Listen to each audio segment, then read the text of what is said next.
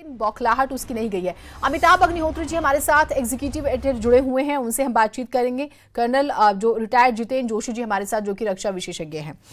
अमिताभ जी, मैं आपके पास आती हूँ। कल क्या हुआ उसकी तो बहुत बात हो गई, लेकिन आज जो हम सुबह से एक्टिविटीज देख रहे हैं उसके बाद अभी हम ये क्या मान के चलें? डोमेस्टिक सिचुएशन अगर हम देखें पाकिस्तान की, वहां का प्रेशर, पॉलिटिकल एस्टैब्लिशमेंट की बात करें, वहां पर हम देख रहे हैं उसकी फजीहत, इंटरनेशनल प्रेशर तो उसके ऊपर है ही, इकोनॉमिक सिचुएशन उसकी इतनी खराब है कि वो युद्ध करने आए तो 3 दिन बाद उनके पास राशन नहीं रहेगा। अब गधे बेच के तो वो सैलरी दे रहे हैं अपने टीचर्स को, बाकी स्टाफ को, और जिस तरह का इंटरनेशनल लेवल पर रिएक्शंस आ रहे हैं, ये बौखलाहट जो है, क्या अब जो आज हुआ उसके बाद हम ये मान के चले कि एक स्टेप युद्ध की तरफ बढ़ रहे हैं? जी ना, 2-3 चीजें बड़ी महत्वपूर्ण हैं। पहली चीज तो ये कि इस वक्त मेरी चिंता, हमारी चिंता, देश की चिंता उस नौजवान एयरफोर्स पायलट को लेकर है जो मिसिंग है। अब इस वक्त देश के सामने, देश के मन के सामने, मेरे मन के सामने सारी चीजें गौण हैं।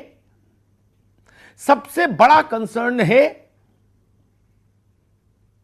कि हमारा वो नौजवान युद्धक विमान का पायलट सकुशल वापस लौटे। क्या वो पाकिस्तान के कब्जे में है जैसा पाकिस्तान ने दावा किया? इसकी पड़ताल सरकार कर रही है अपने स्तर पर। लेकिन हम इतना जरूर कहेंगे कि अगर यह दावा सच है कि वह पायलट पाकिस्तान के कब्जे में है, तो पाकिस्तान को यह ख्याल रखना चाहिए कि अगर उस पायलट को कुछ हुआ तो उसको इसकी बड़ी कीमत चुकानी पड़ेगी। यह भारत की आत्मा का विषय हो गया। वो एक पायलट नहीं है, वो देश का प्रतिनिधि है, देश का स्वाभिमान है। और पाकिस्तान ने फिर कोई दुस्साहस किया तो फिर जैसा पुलवामा में किया था तो उसकी परसों कीमत चुकाई, और फिर कुछ करेगा तो वैसी कीमत चुकाएगा। अमिताभ जी, बीच में रोक रही हूं, लेकिन मैं तमाम न्यूज चैनल्स को, जब हम पाकिस्तान के न्यूज चैनल्स को देख रहे थे, बकायदा वो जो है कुछ वीडियोस चला रहे हैं और विंग कमांडर अभिनंदन करके वो उसका नाम भी ले रहे हैं कि भाई हमारे पास जी वो विंग कमांडर अभिनंदन हैं, वो बार बार उसका जिक्र कर रहे हैं। और लेकिन देखिए, बड़ा इंटरेस्टिंग सिचुएशन उनकी तब थोड़ा सा जो नरमी आई है कि एक तरफ वो पीस की बात करते हैं, डेवलपमेंट की बात कर रहे हैं, दूसरी तरफ इसे एज अ अचीवमेंट भी रिप्रेजेंट कर रहे हैं।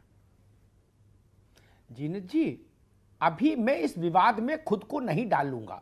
ठीक, पाकिस्तान क्या कह रहा है, गफूर खान क्या बोल रहे हैं, ट्विटर पर लोग क्या कह रहे हैं, व्हाट्सएप इंडस्ट्री क्या कह रही है, मैं उस विवाद में नहीं पड़ना चाहता। मैं भारत सरकार के अधिकृत वक्तव्य की प्रतीक्षा करूंगा और देश को भी उसी पर भरोसा करना चाहिए। ठीक बात। लेकिन इतना तय है कि अगर वो पाकिस्तान के कब्जे में है नौजवान, मैं उसका नाम भी नहीं लूंगा जब तक हमारी सरकार नाम नहीं ले। और मैं कहूंगा कि जब ऐसा समय हो तो चैनल्स को भी कुछ मर्यादाओं का ध्यान रखना चाहिए।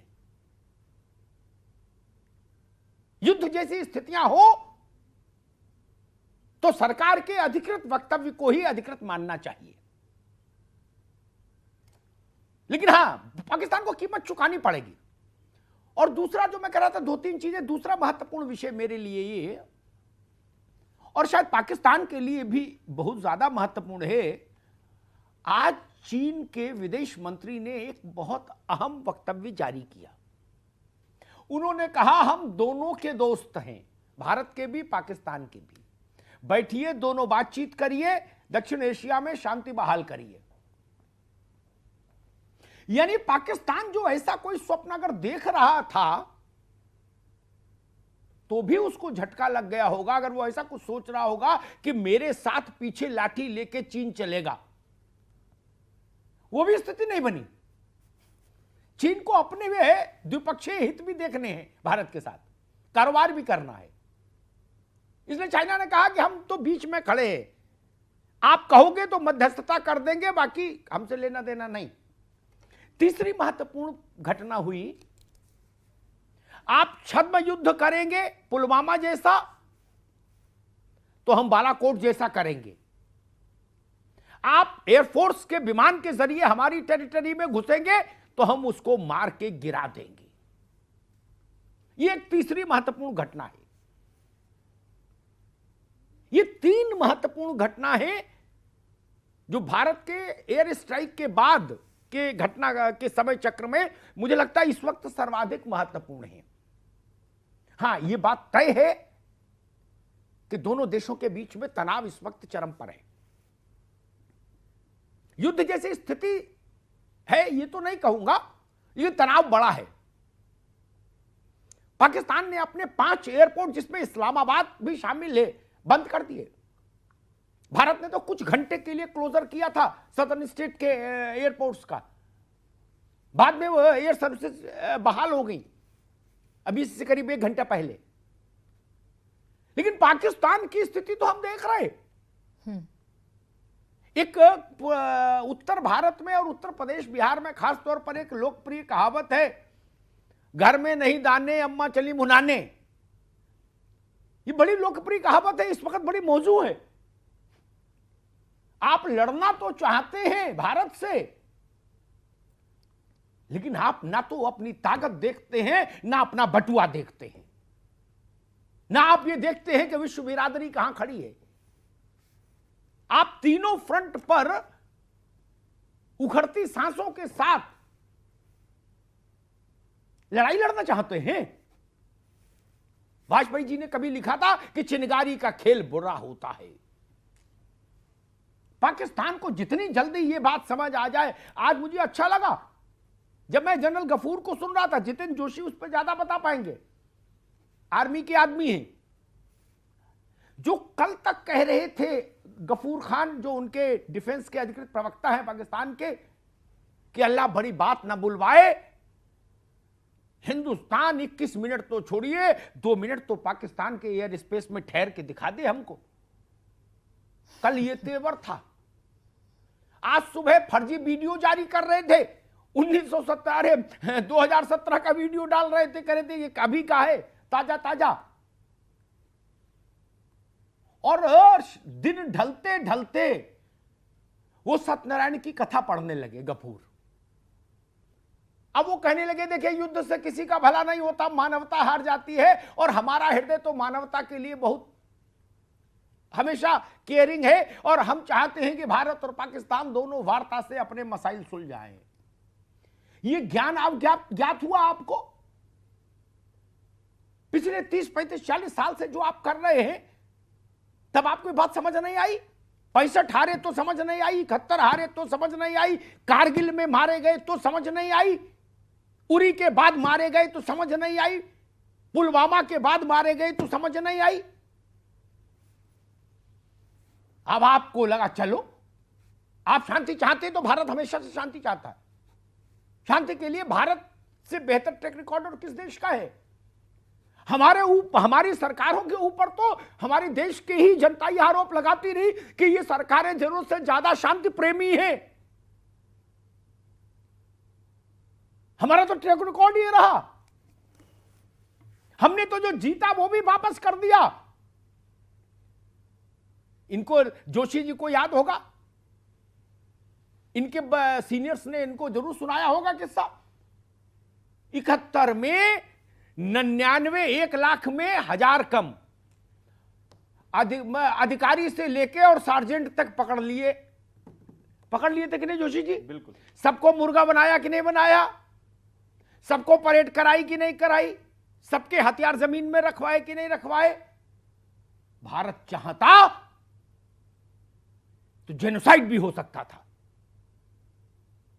क्या किया? कागज पर सरेंडर लिखवाया और कहा चलो भागो जाओ। यह है हमारा ट्रैक रिकॉर्ड। हम चाहते तो रस्सी में बांध के उनको घुमा देते कि नहीं? अब युद्धबंदी थे। ये इतिहास है। लेकिन 900 चूहे खा के बिल्ली हज को जाए। ठीक। ये ठीक नहीं। ठीक है, तो आग से खेल रहा है पाकिस्तान। आज दिन भर जो भी हुआ उसके बाद तो यही कहा जा सकता है। जितेंद्र जोशी जी भी हमारे साथ जुड़े हुए हैं काफी वक्त से। जितेंद्र जी, आप किस तरह से देख रहे हैं इस पूरी एक्सरसाइज को? देखिए, जहां तक कि भारत का प्रश्न उठ है, भारत बिल्कुल क्लियर है अपने स्टांस में। हमारी लड़ाई आतंकवाद के अगेंस्ट है, हमारी लड़ाई पाकिस्तान के अगेंस्ट नहीं है। लेकिन क्योंकि पाकिस्तान में आतंकवाद पनप रहा है तो उसका इलाज तो करना पड़ेगा। तो पाकिस्तान को यह अब समझ जाना चाहिए कि इस तरह आतंकवाद को पनपा के और आतंकवाद के ट्रेनिंग कैंप्स वहां बना के और आतंकवाद को as a military wing use करके और वो इस तरह की अराजकता अपने पड़ोसी देश में नहीं फैला सकता। तो इंडिया का स्टांस, भारत का स्टांस एकदम क्लियर है इस मामले में। पाकिस्तान को यह समझना पड़ेगा। जी, लेकिन समझने को तो तैयार नहीं अमिताभ जी। ये तो हम हमेशा से, आपने बहुत सारी मिसालों का जिक्र किया, आपने 65, 71 कारगिल का जिक्र, उरी का जिक्र, पुलवामा का भी जिक्र आपने किया। लेकिन पाकिस्तान की तो फितरत है ना, जबान पे मीठी बातें। अभी ही एक अपडेट आई है कि इमरान खान कह रहे हैं कि मैं बातचीत के लिए तैयार हूं। आपने गफूर का जिक्र किया, उनका बड़ा एक लजीज सा, मैं कहूंगी बड़ा लच्छेदार सा एक स्टेटमेंट अभी दोपहर में ही सुनने को मिला कि इंटरनेशनल कम्युनिटी भी रिस्पॉन्सिबल होती है, हम पीस और डेवलपमेंट की बात करते हैं, अमन चैन बहुत जरूरी है। अब पाकिस्तान की तो फितरत मुंह पे मीठी बातें और पीठ पे खंजर, हमेशा से तो यही रहा है। जी नत, जो बात जोशी जी ने कही, ये बात कूटनीतिक बात है। वैश्विक मंचों पर यही कही सुनी जाती है, उसकी एक मर्यादा होती है। सुषमा जी ने भी कल यही कहा कि we are not against Pakistan, we are against terrorism. और टेररिज्म को हटाना है, उसका उन्मूलन करना है, ठीक है। लेकिन ये मैं कहूंगा बहुत सरलीकृत बात है। सच्चाई ये है, टेररिज्म से जब आप लड़ेंगे तो आपको पाकिस्तान से लड़ना ही होगा। यह बात विदेश मंत्रियों के सम्मेलन के लिए ठीक है, लेकिन भारत की सेना के वॉर रूम के लिए ठीक नहीं है। और सेना के लोग जानते हैं, पॉलिटिकल लीडरशिप जानती है, जितने भी मोस्ट वांटेड आतंकवादी हैं, क्या वो सब पाकिस्तान की सेना की सरमाएदारी में, सरपरस्ती में महफूज नहीं रखे जाते? क्या दाऊद इब्राहिम का पता पाकिस्तान के हुक्मरानों को नहीं पता, जो जैसा वो पब्लिक मंच पर कहते हैं? तो फिर दाऊद इब्राहिम को पाकिस्तान राज्य की इतनी सुरक्षा कैसे हासिल है? एक तो होता है आंख में धूल झोंकना, एक होता है धूल के बोरे में ही आंख झोंके दे रहे हैं।